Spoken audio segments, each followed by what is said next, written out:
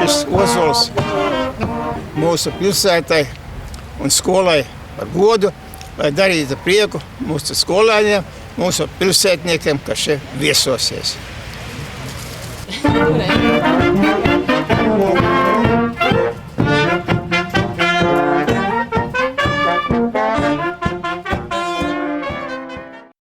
Un, ja mēs atceramies pirms gadiem 4, 5, 6, kad bija, vai 7 jau, kad bija tās lielās peripētijas, ka vajadzēja to valsts ģimnāziju izlikt no šejienes un aizlikt kaut kur citur, tad Arvīts atmeta roku visiem pensijas darbiem, visām pensionāru rūpēm. Viņš gāja, aizstāvēja un cīnījās kopā ar mums plecu pie pleca, lai tā ģimnāzija būtu tur, kur viņā vēsturiski ir jāatrodas.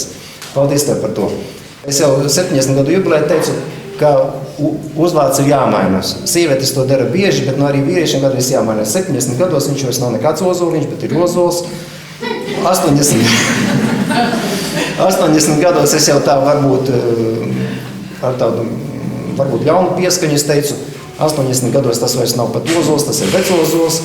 Un šobrīd es gribētu novēlēt un saukt Arvīdu pareizajā uzvārdā – Dižozols.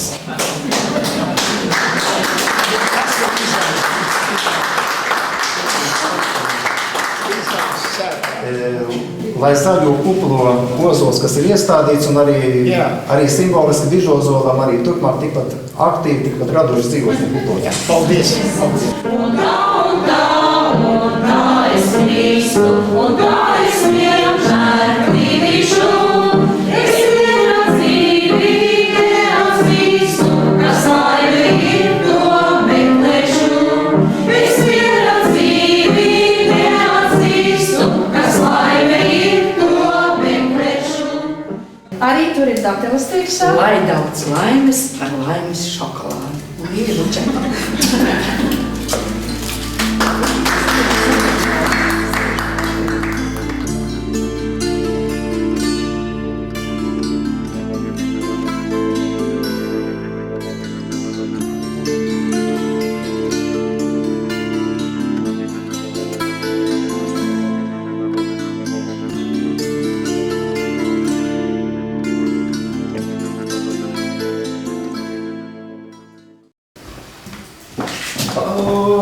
Labdien mūsu mājās! Labdien, uzakums! Prieks jūs redzēt visus Man vēl lielāks. skaisus un izskatīgus un kaimiņus kopā. Presēni. Stipru veselību, daudz aktīva darba vēl, un lai mēs visi apkārtējo vēl vairāk spētu ņemt to no jums, ko jūs spējat mums dot. Paldies jums! Pateicos.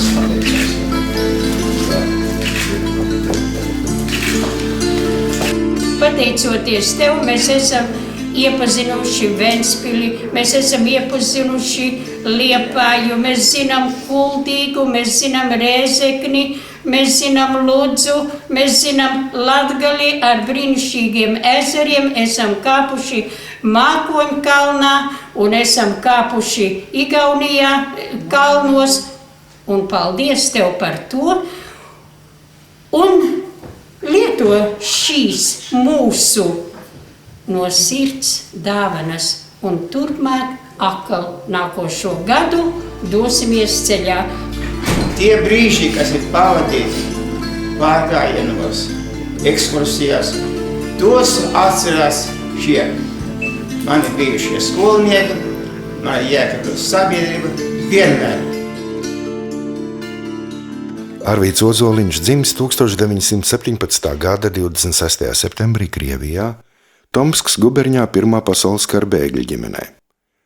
1922. gadā, pārvarot daudzas grūtības, Ozoliņa ģimene atgriezās Latvijā Jēkabpilī. Arvīds Ozoliņš mācījās Jēkabpils valsts komercskolā. Aktīvi piedalījās skolas dzīvē, devās novada pētniecības ceļojumos un vāca eksponātus skolas muzejām. Pēc skolas pabeigšanas turpināja izglītību Latvijas Universitātes Dabaszinātņu fakultātē. Studiju laikā iesaukts kara dienestā. Otrā pasaules kara beigās represēts. Kad atgriezies Jēkabpilī, atradis darbu Jēkabpils novada muzejā, kur iekārtojas dabas nodaļu. Ilgus gadus strādājis Jēkabpils pirmajā vidusskolā par ģeogrāfijas skolotāju un bibliotekāru. Pēckara gados Arvīds Ozoliņš ir turisma un novada pētniecības darba pamatlicējs rajona skolās. Arvīds Ozoliņš man saistās ar šo cilvēku, par kuru es varētu pateikt, ka viņam piemīt gara grācija, viņš ir gara aristokrāts. Visus šos ilgos gadus kopā esot gan darbā, gan izklaidē, gan formālās, gan neformālās attiecībās. Es varu teikt, ka šis cilvēks ir dzīves priecīguma paraugs un savā ziņā arī etalons. Mēs esam kolēģi, vai pareizāk sakot, bijām kolēģi. Un tā gadu starpība neliekās nemaz tik liela. Viņam 90, man 70. Bet toreiz viņš izlikās diezgan bargs. Bet jāsaka viņam paldies. Es Arvīdu abrīnoju kā ekskursijas vadītāju. Visās daudzajās ekskursijās, kurās mēs bijām, bija neizsakāmi liels pārsteigums par katru viņa stāstu, par katru akmeni, par katru ceļa līkumu, par katru koku. Par visu Arvīdam bija kas sakāms, kāds skaidrs, kāds fakts, kāds notikums. Un vēl jo abrīnojamāk ir tas, ka šo spēju interesanti vadīt ekskursijas viņš ir saglabājis arī savos 90 gados. Arvīds ir tas cilvēks, kas visos redz tikai labo un par katru prot pateikt kaut ko labu. Un viņš ir arī īstenis mūsu pilsētas patriots. Viņš ir mācījis mūsu savus audzēkņus un visus jēkabpiliešus ieskatīties savā apkārtnē un redzēt skaistu. Un vienmēr viņš ir bijis pārliecināts, ka mūsu pilsētā ir ko skatīties un mums ir vietas un cilvēki, ar ko mēs varam lepoties.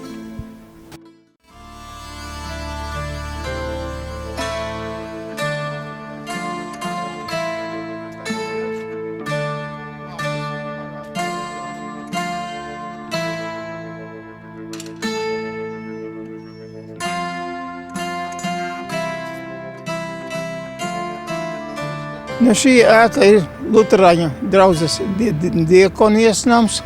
Kādreiz bija bijusi skola, draudzes skola bijusi, kur mācījās pārsvarā Luterāņu bērni no plašas apkārtnes. Un Latvijas laikā izveidojās kā Jēkabpils otrā latviešu pamatskola, kur mācījās galvenokārt trūcīgie bērni, gan tiem, kuriem vajadzēja iesākt ātrāk iet ganu gaitās un vēlāk ar šīs ganu gaitas nobeigt. Tagad diakonijas vajadzībām apkalpo plašas draudzes iedzīvotājus, veids dažādas nodarbības šeit, vai ne, notiek svētvakari, notiek tikšanās, praktiskos darbus dažādas veids, bet Latvijas laikā šeit dzīvoja prāvests Mēders, vai ne? Bija vietējais altāris, kur tajā laikā nedarbojās. Baznīca šeit varēja izdarīt attiecīgās procedūras, varēja salauzties, varēja bērnus, visi varēja arī ziņot par pārējiem notikumiem. Arvīds Ozoliņš pazina katru Jēkabpils māju, koku, ielas, bruģu un cilvēkus. Daudzus gadus kā gids sagaidīja Jēkabpils viesus un centās parādīt savas pilsētas īpatnējo skaistumu. 2002. gadā piedalījās Jēkabpils grāmatas veidošanā. Savu pilsētu Arvīds Ozoliņš uzlūkoja ar mīlestību. Viņš ir teicis, ka te sastopas austrumu un rietumu kultūra. Ir kaut kas no Latgales un Zemgales. Šī ēka ir muiznieka Kēna dzimtas īpašums, kurš veidots ir angļu gotikā, daļējā izpausmē, vēlāk pārbūvēta ēka. Ēkas vidū atradās savā laikā durvis ar lieveni, pie kura tajos gados, kad iela aplūda, piebrauca laiviņas, no tām laiviņām varēja aizbraukt uz pilsētas centru, vai no uz Dambielas galu pie Lutāņu baznīcas, vai lūk pa Filozofu ielu, tālāk līdz Viesturu ielai, līdz Daugavas pārceltuvai.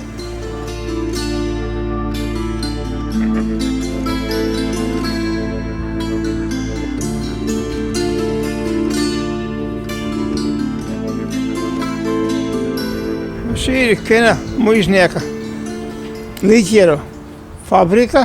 Te gatavoja dažādas šķirnes liķierus, un aizmugurē redzam ir angari, kur stāvēja furgoni, ar kuriem izvadāja liķierus pa noieta vietām. Mākslas skola domā, ka te varētu uz šīm sienām parādīt vai nu ar gleznojumiem, vai arī rakstu veidā tos cilvēkus, kas šī ielā ir dzīvojuši, kas atstājuši savas pēdas pilsētas vēsturē. Pie tādiem varētu piederēt lidotāju konstruktoru izmēģinātāji Skalbīne, kas te mācījies kādreiz skolā. Te dzīvojas komponists Graudiņš šī ielā. Tad šī tepat ielā dzīvojas ir Latvijas pirmais goda konsuls Japānā Ozoliņš, burtnieks, un vēl daži citi. Pilsētas mērs Eglītes. Tā ir pilsētas vēsture.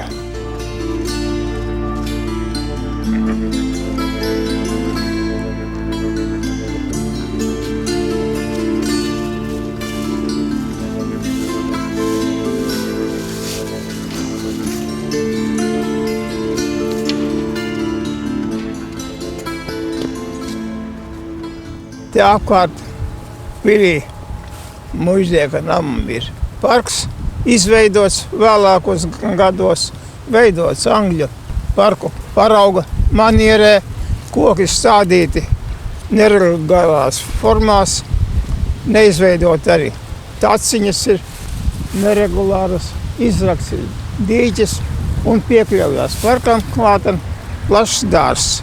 Dārzs ir aizgājis bojā 28. 29. gada augstā bargajā ziemā, kad izsala ābeles un pārējā augļu koki. Pēc tiem laikiem vairāk nekas te parkā nav stādīts un parks nodots ir pilsētnieku atpūtas vajadzībām. Muiznieku Kēnu atceros no 25. gada. Laikam toreiz, kad pirmo reizi viņu redzēju, bija ziedēja ābeles. Padruknis kungs bija zem auguma ar ābeles ziediņa pogu caurumā un gāja te pa Dambja ielu. Tas ir vienīgā reize, kuras tā labāk atceros viņu, iespējams, ka redzēju pēc tam vairākas reizes. Mēs meklējam tagad Kēna ģimetni, kāda varētu būt. Meklējam viņa radu rakstus, kā šī muiža ir iegūta, kuros gados, bet nav izdevies arķīvos pagaidām sameklēt. Ir zināms tikai tas, kad ir uzcelta šī kungu māja, un tas ar pagaidām ir viss. Bet meklēšana turpinās, mākslas skolas jaunie novatpētnieki skolotāju vadībā vāc tagad vāc materiālus. Es ar viņiem cenšos kaut ko iedot no šiem materiāliem, lai vismaz varētu drīzumā kaut cik labāk restaurēt atmiņā tā laika notikumus, kādi risinājās, vismaz pēc Pirmā pasaules kara. 70. gados, kad nodibinājās Jēkabpilī sabiedriskais turistu klubs, uzplauka turisma kustība, aktīvais turismas, un ceļotājiem vajadzēja maršrutus. Toreiz to maršrutu bija maz, tā katrs mēs arī centamies kaut ko uzrakstīt. Nu, manā pārziņā bija toreiz Jēkabpils pilsēta, izstrādājām Jēkabpils pilsētas maršrutu, pēc tam maršrutus apkārt pa mūsu Sēlpils novadu, tagad jau vai ne, un daži no viņiem saglabājušies līdz mūsdienam tā laika grāmatās. Tāda grāmata šī ir Apceļosme Zemgale, tur ir iekšā, Brīvā Daugava, tur ir iekšā maršruti.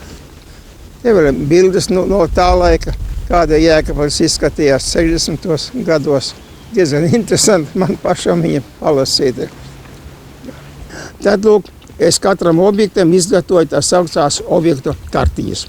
Un ļoti interesantas kartiņas, tas ir bibliotekas katalogu kartītes, un par katru objektu nedaudz pierakstu pašu galveno. Gadu skaitļus, un kas ar to saistās ar šo objektu. Un te, lūk, es kā sabiedriskais gids varu no kabatiņas izņemt ārā, kabatiņā pēc tam ieliek iekšā un vienkārši pastāstīt. Arvīds Ozoliņš īpaši rūpīgi izstrādājis novada zvejniekiem un rakstniekiem veltītos maršrutus, par ko viņam katru gadu pateicīgi ir neskaitām Latvijas skolotāji, skolēni un studenti. Maršrutu uz Raņu Tadenavu un citām zvejnieku dzīves vietām viņš atkal un atkal papildinājis, jo ik pa laikam uzredz kādu interesantu notikumu, detaļu, faktu. Ozoliņš nebūtu Ozoliņš, ja nenoskaidrot, ka, piemēram, Rainis Jēkabpilī ieradies vairākas reizes, un ka lielais zvejnieks ierakstījis savu dzejoli kādas Jēkabpils vidusskolas meitenes kladē. Kad pusgadu kopā ar vairākiem aizrautīgiem novada pētniekiem un gidiem, vispirms jau tādu neaizmirstam stāstītāju kā Valentīnu Cirsi, padziļināt pētīt Jēkabpils un tās apkārtnes vēsturi un attīstības gaitā, radies daudz pilnīgāks Jēkabpils apskats maršruts, ko izmanto vēl šobaldien. Un kur tad vēl Arvīda Ozoliņa maršruti pa tālajām zemēm? Ļoti daudz es esmu ceļojis pa Karpātiem. Savulaik viņš Karpats, kā pats savdabīgi izteicies, izstaigājis krustu krustiem. Pēdējos gados vairākas turismu firmas, kas piedāvā Karpatus un citas interesantas bijušās Padomju Savienības vietas, nereiz vien lūgušas Arvīdu palīdzību mūsdienu maršrutu izstrādāšanā un vienmēr to saņēmušas.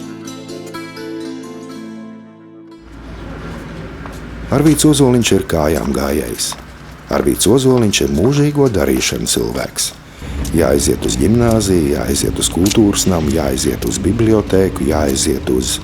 Jā, nu kur tad šodien dodas lielās nemieru gars? Labdien jūs mājās! Kā iet šodien? Ļoti labi. Ozoliņa kungs, jūs nākat, kā saukts man tieši šodien bija ienākuši un vaicāja, kāpēc mēneša tāda nepilna viņa grib braukt uz Igauniju. Uz Igauniju. Jā, vai jūs varētu tad man palīdzēt, jo jūs tik bieži tur esat braucis, jums ir vairāki maršruti, tad tagad es gribētu kaut ko tuvāk dzirdēt, un ko jūs varētu viņiem ieteikt? Viena no interesantākām vietām Igaunijā bez šaubām ir Sārema. Nu, uz Sāremas salu var aizbraukt 2 dienās, ja grib pieņemt klāt Tallinu. Tā vajadzīgas noteikti 3 dienas, vai ne? Nu, un ar 3 dienām tā kā pietiktos tādā steidzamības gadījumā, bet ko skatīties jau vienā pašā Sāremā var. Arvīda Ozoliņa kontā ir vairāk nekā 200 ekskursiju pa Latviju, Igauniju, Lietuvu un vispārējo kādreizējo PSRS. Viņš ir arī vadījis daudz 10 turismu pārgājienu. Ekskursiju un pārgājienu organizēšana un vadīšana bija viņa aicinājums un sirdslieta.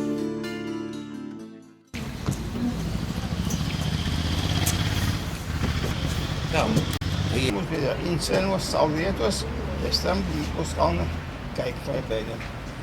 Skaidrs, saprotams. Saprotamā vietā. Mūsu ekskursija šodien ved uz Vidzemi, uz Vidzemes kultūrvēstniecisko apgabalu Piebalgu. Agrāk braucam vaļījās mašīnās. Es atceros, pirmā ekskursija 48. gadā. Tātad cik tas ir gadu, tas ir 60 gadu atpakaļ, jā.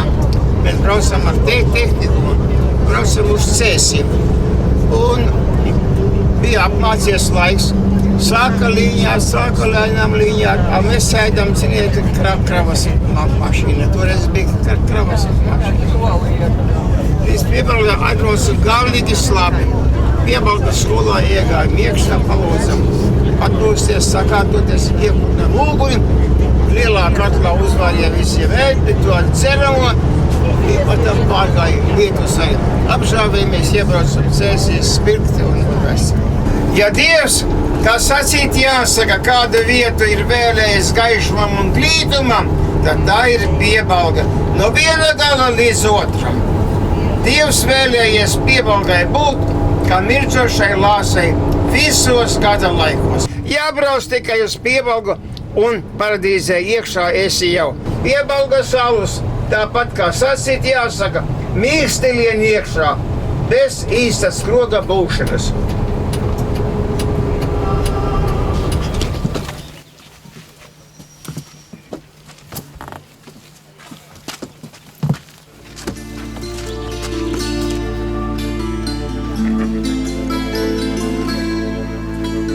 Šī ir viesu goda istaba. Redziet, augsti griesti, lai radītu tādu plašuma sajūtu. Mazie sānu lodziņi ir lodziņi uz Kārļa Skalbes bērnu istabām. Pa labi dienvidu pusītē ir istaba meitai Ilzai, pa kreisi dēlam Jānim.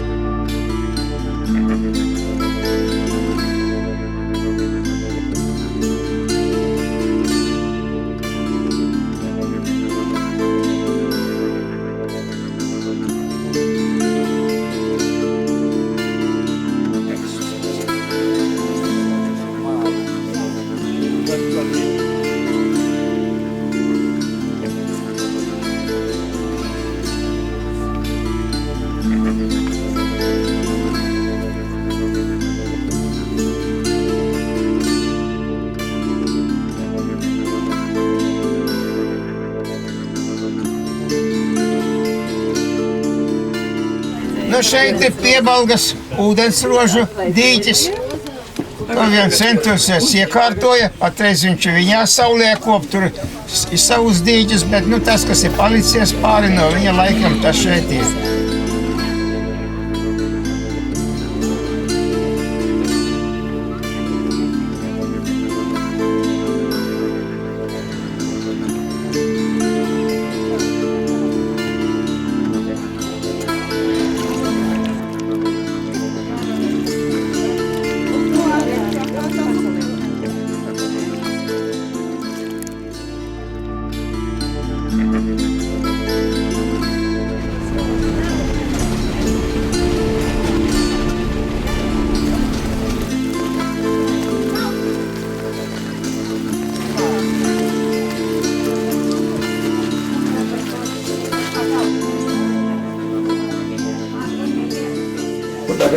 Paskatieties, 900 aforismi te ir, burvīgi aforismi. Melns melnu slēpja, labāk man ir 100 reizes pietrūks nekā vienreiz esmu lieks, un tā tālāk.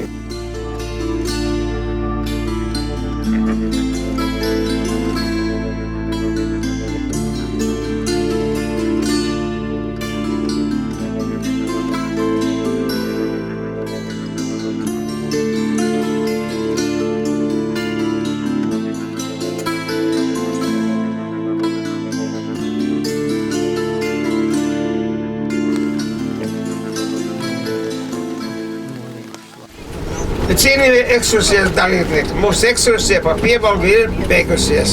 Man patīkami, ka jūs bijāt saliedēti, kolektīvi, braucām visi kopā. Es jums visiem novēlu labi šodien atpūsties vakarā, sakārtot domas uz tikšanos nākamā ekskursijā. Paldies! Paldies!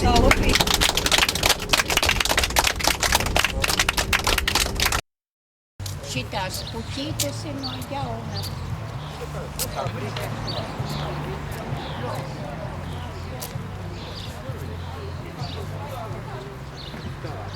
Arvīds Ozoliņš darbojas 5. ielu komitejā jau daudzus gadus.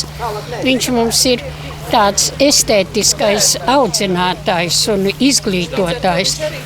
Vienmēr ir sastādījis ekskursiju projektus, un šīs projektos vienmēr ir iekļauti daļdārzi.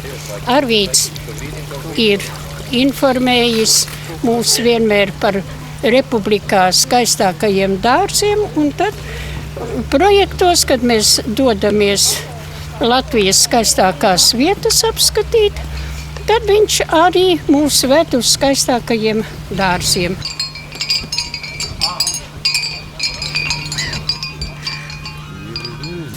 Dzīvē divas skaistas lietas, tie ir ziedi un tie ir sievietes. Kas būtu dzīve bez skaistām sievietēm, kas būtu ziedi bez sievietēm? Un tāpēc mēs arī priecājamies, ka viņas tādas ir mūsu pasaulē, un tāpēc arī pievēršam viņam lielu vērību. Prieks skatīties, lai viņām visām veselība un izturība mūs savaldzināt un būt tādām pašām arī uz priekšu.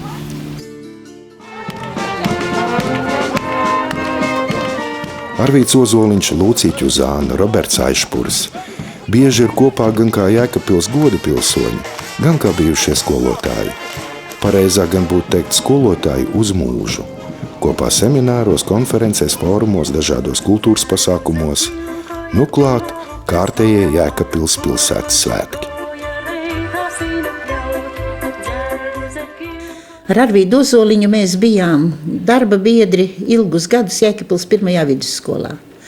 1967. gadā bija tādi apstākļi, ļaudis runāja, ka atgriezīsies Staļina veida represijas. Un daudzi cilvēki jau nodrošināja sevi ar to, ka ir lojāli padomu varai. Kad es Rīgā saklausījusies Ojāra Vācieti Jēkabpilī ierunājos, ka Viļa Lāča romānu Uz jauno krastu nevajag mācīt skolu programmās, vajag ņemt zvejnieka dēlu. Tas beidzās ar lielām nepatikšanām, ar lielu skandālu. Bija balsošana, kurā vajadzēja skolotājiem man izbalsot no 1. vidusskolas. Šī balsošanā 12 kolēģi tomēr nebalsoja par to, un viņu vidū bija arī Ozoliņš. Arī visās tajās sarunās un visos tajos konfliktos, kas ilga apmēram 3 mēneši, Ozoliņš vienmēr mani aizstāvēja. Un, kad es viņam jautāju, kāpēc tu to varēji, jo tev pašam ir bīstams stāvoklis, tu esi bijis iesaukts leģionā, viņš teica, citādi es nespēju, jo esmu mācījies Brīvās Latvijas skolā. Viņš aizstāvot mani, varēja pats iekļūt lielās nepatikšanās. Varbūt uzreiz neatlaistu, bet viņš piedzīvotu tādu nemitīgu tracināšanu, nemitīgu nicināšanu varbūt. Un ja viņš iedrošinājās man aizstāvēt, tad es uzskatu, tā bija liela drosme tajos laikos. Tā bija ļoti vīrišķīga rīcība. Arvīdu es pazinu no 60. gadiem. Bet tad, 70. gadā, mēs satikāmies kā kolēģi šeit, 1. vidusskolā. Un jau no pirmajām dienām mums veidojas koleģiālas attiecības, un viņš teica, es saprotu, ka nebūs viegli, bet ar visu to var tikt galā. Ja tev kādreiz paliek pavisam grūti, nāc pie manis uz biblioteku. Mēs pasēdēsim, parunāsim, padzersim kafiju, un es tev vēl arī daudz ko varēšu pastāstīt. Un šajās atklātības brīžos viņš arī pastāstīja par savu pagātni, par to, ka viņam bija jābrauc garām Krustpilī uz plašo Krieviju, un tur jāpavada, jādzīvo tā saucamajā Staļina akadēmijā. Un garām braucot, viņš izmetis zīmīti Krustpils stacijā uz perona, kuru pēc tam cilvēki, krustpilieši, atrada un atgādāja viņa vecākiem. Un šī zīmīte ir saglabājusies viņam, šis dokumentiņš, visu mūžu. Arvīds ir dzīvs un vesels, un 24. maijā 1945. gadā dodas tālos ceļos. Varbūt visvarenais lems vēl kādreiz satikties.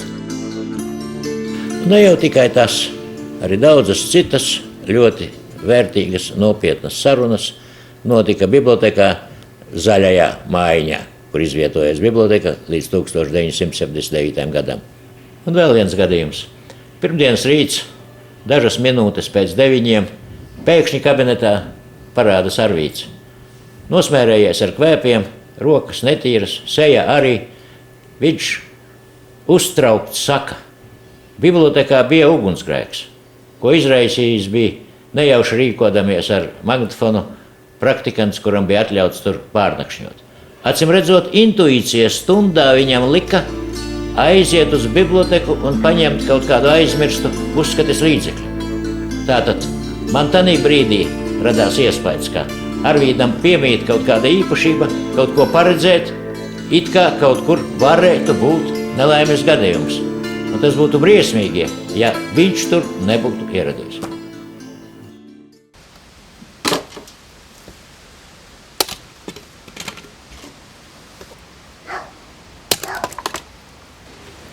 Vai tiešām malkas skaldīšana vēl ar vienu Arvīda ziņā? Jā. Un tā jau 55 gadus, kamēr Lidijas un Arvīda Ozoliņa ģimene dzīvo nelielajā mājiņā Dambielā 13. Savā ģimenē bija trīs bērni. Par mani jaunāks brālis bija un māsa. Tie jau miruši, jo vairs nav. Es esmu vecākais no viņiem. Un dzīves. Vēl viens vecāks brālis man bija, faktiski pusbrālis bija. Tas bija diezgan izcils cilvēks. Beidza Berkeley universitāti Kalifornijā.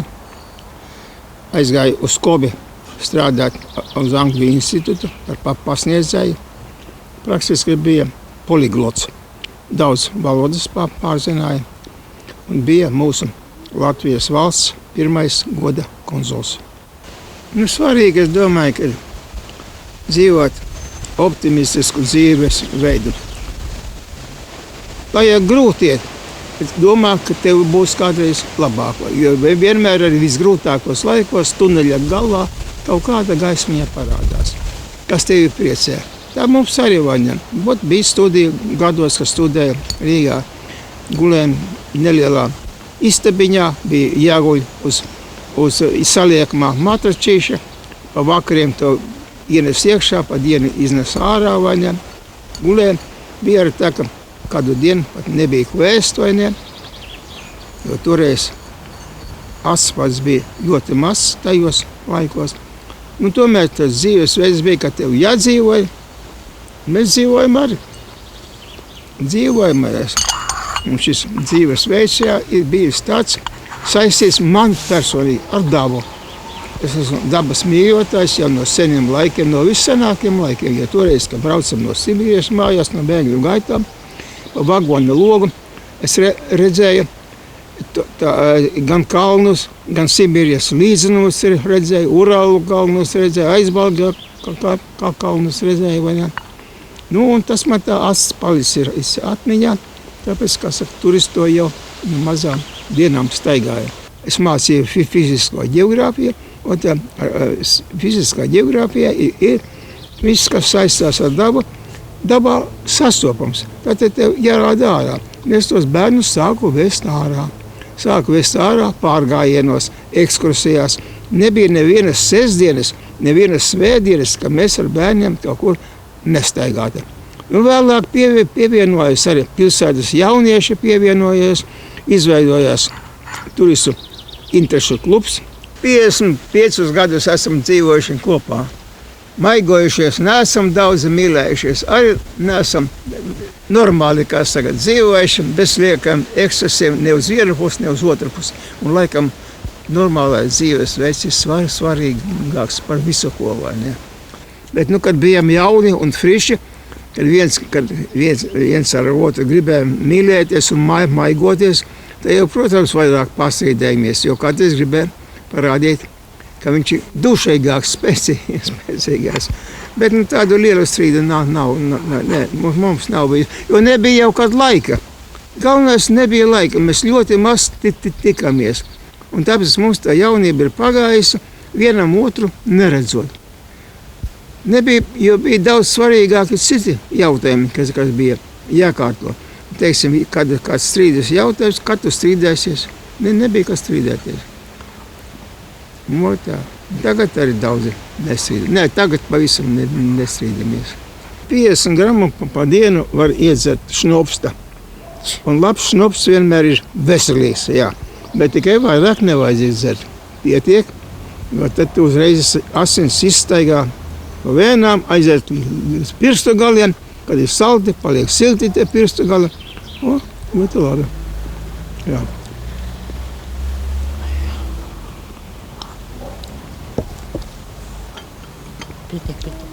Smeķīgs. Šeit var ieņemt bišu. Nē. Nu, tā es tad dzīvoju. Jau pusgadsimta Sēļu sēta, kur pēkšņi var nokļūt 19. gadsimtā, ir viena no iemīļotākajām jēkapiliešu atpūtas vietām. Te notiek amatnieku dienas, folkloras svētki, teātra izrādes, brauc tuvu un tālu viesi. Šoreiz lietuviešu ceļojumu pasaku un cepelīnu diena. Atbraukušas rokišku folkloras grupas un lauku kapela. Droši vien ieradies arī Arvīds Ozoliņš. Viņa dzīvē Sēļu sētai taču ir īpaša loma.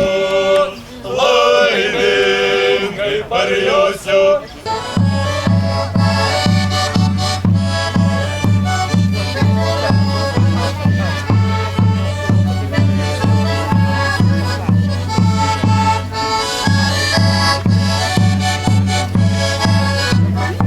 Kā jums radās tā ideja par šī muzeja veidošanu? Nu, muzejs sāka veidoties 1952. gadā, bet sākot jau ir krietni senāka vēstures skolotājs Štokmanis domāja ierīkot līdzīgu muzeju, kā ir Rīgā. Nu, tas vēstures brīvdabas muzejs tāpat arī vajadzētu Jēkabpilī, bet Jēkabpilī jāparāda kā dzīvojuši Sēļas ceļā. Nu, muzejam sāka apzināties jau 41. gadā, braucot ekspedīcijās par rajonu, apskatījām, nolūkojām tādas ēkas, kuras varētu būt noderīgas muzejam un kuras būtu ar mieru tie saimnieki mums kaut kādā veidā nodot, vai samaksājot, vai tāpat dāvinot. Tūlītās pēc kara 47. gadā es sāku strādāt muzejā, sāku strādāt pie dabas nodaļas veidošanas, izveidoju dabas nodaļu toreiz, un blakus tam atkal sākām pastiprināti braukt ekspedīcijās. Nu, nolūkojam, kā viena no pirmajām ēkām Miķēnu māja, mazo klietiņu, Skardupēs, tas ir tūp, Jāknīstas, aizsūtījām mākslinieku, mākslinieks aizbrauca, uzzīmēja visu, nofotografēja, sanumerēja, nu, un tad ar kolkoza vadības palīdzību, ar sabiedrības palīdzību nojaucam to māju, sanumerējam un atved uz Jēkabpili. Nu, tā pakāpeniski izveidoja muzeju. Nu, ekskursijas brauc gan vietie, gan ārzemnieki, vai ne, kaut atbrauca te kanādiešu, zviedru jauniešu grupu, tie ļoti priecājās, jo viņiem jau nekā tam līdzīga pilsētā dzīvojot nav uz laukiem, ja, protams, ir. Nu, tā kā te dažādi dāņi mums bija bijuši, zviedri bija bijuši, vai ne, tā kā ārzemnieki labi izsakās. Viņi tikai brīnās, kāpēc mums iet pa augšu tie elektrības vadi. Es teicu, pagaidiet, kad mēs būsim dzīvojuši tikpat ilgi kā jūs, tad mums ar visi vadi būs izolēti, būs zemē nevajadzēs skatīties. Jūs šo sētu nosaucāt par Sēļu sētu. Vai padomju laikos vispār zināja, kas ir sēļi? Jo tajā laikā par sēļiem kā tādiem nerunājam. Par sēļiem runāja, bet ne tik stipri, vai ne, jo tautai jau bija jābūt vienotai, vienā tautam, viena valdība, vai ne, un ko tur tās etnografiskās lietas tik daudz cilvēku. Bet kā atsevišķa kultūra vēstures sastāvdaļa, tāda viņa bija, un par tiem sēļu kultūras sāk domāt, vai tagad būs ar sēļu kongresa atklājumu būs, vai ne, atkal runāsim. Nu, nodibinājās sēļu klubs, Rīgā nodibinājās, Stradiņa vadībā. Tad Jēkabpilī arī pēc Ķuzāna sāka veidot. Nu, viņš tās mazliet panīzis, bet ar laiku jau izveidosies arī stiprākas tās tradīcijas.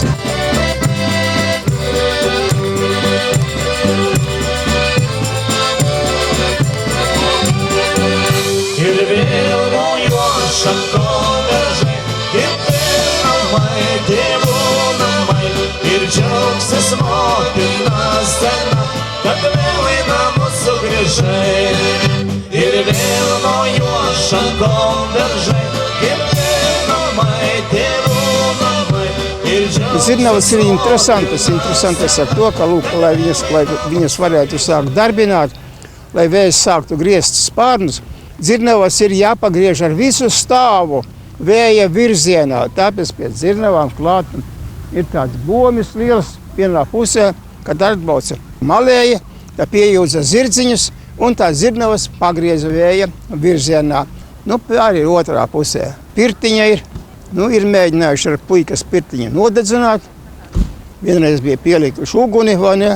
Labi, ka Kiršbergs bija ieraudzījis pa savu logu augšā, tūlīt izsauca pašarniekus, atbrauca. 2-3 minūšu laikā pirtiņa izdevās nodzēst, vai ne, un arī vēlāk viņu restaurēt. Tagad arī jārūpējas, lai muzeja ēkas tiktu saglabātas. Vienmēr uz valsts svētkiem, kad ir lielā uguņošana, muzeja vadība vienmēr ir palūgusi, lai mēs izdējam kaut kā ārā un paskatāmies, lai tur tās raķetes neuzkrīt uz tiem viedu jumtiem. O, kai užaugsiu, eisiu lasuje, bet kur ir bet kada. O, kai užaugsiu, eisiu lasuje, bet kur ir bet kada. O, kai užaugsiu, eisiu lasuje, bet kur ir bet kada. O, kai užaugsiu, eisiu lasuje. Agrāk varēja pagriezt, zakot nevarēja pagriezt, un es nezinu, tagad arī varbūt, ka nevaru pagriezt. Es, ka tomēr iet tā lieta. Jāuzliek tikai. Man tagad jau iespējīgi tīgam, kad bērni man atnāk, tad es šitam padarbojos ar viņiem. Un šis ir Latvijas laika imantas ražojums, tīrkūlējs, 20 colīgais. 4 maisas varēja pielikt un labību tīri izkūla. Tā pamatīga mašīna bija.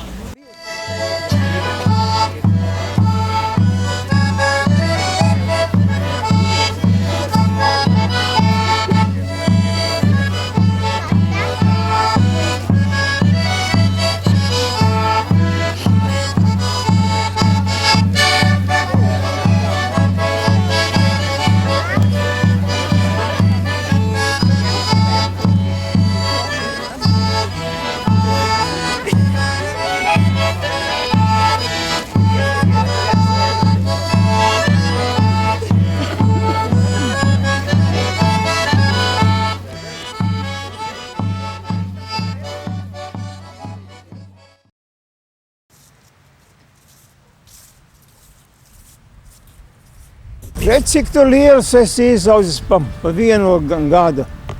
Kopš tevi iestādījām pagājušā gada septembrī.